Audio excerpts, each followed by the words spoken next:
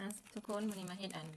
ดองมะเขือไปกินกับลาบกับสากับเฟอกับอย่างก็ว่ากันไปเนาะ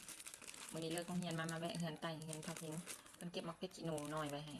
มาเบิ่งวิธีดองเนาะวันนี้ได้สูตรและวิธีดองมาจากหั่นข้าวเปียกประดำนาเนาะเพิ่นแนะนำมาเขาจะมาเฮ็ดอยู่2สูตรสูตรที่1มันใส่น้ำส้มสายชู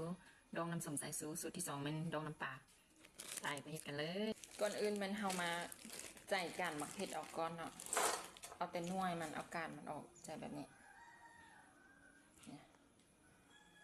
เอาแต่แบบนี้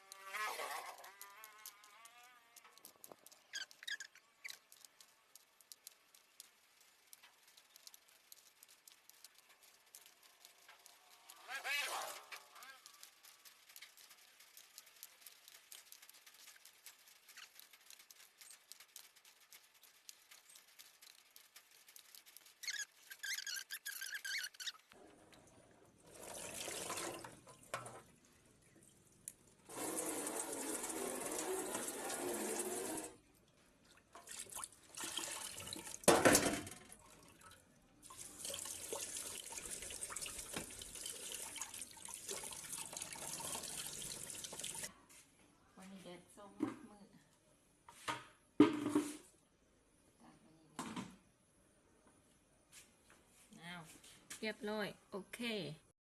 มาต่อบัดนี้หลังจากเลิกเวียกมาแต่โรงเรียนแล้วเนาะบัดนี้เฮาก็มาเบิ่งมะเขือที่เฮาใจใบล้างใบตากไว้หั่นมาเบิ่งมะเขือที่เฮาล้างไว้เนาะว่ามันจะเป็นแนวใดแห้งดีละบ่แห้งดีแล้วมะเขือที่เฮาตากไว้นี่นะบัดนี้เฮาก็เอาไปใส่ป้องหรือว่าเอาไปดองเลย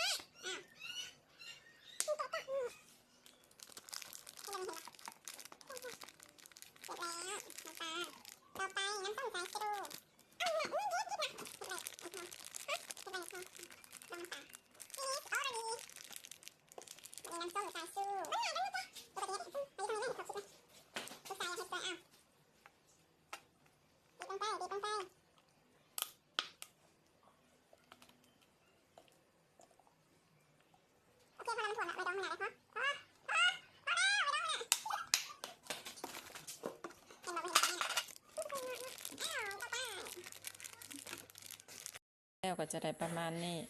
ตัวนี้ใส่นี่แม่นดองน้ำส้มสายชูอันนี้แม่นดองน้ำปลา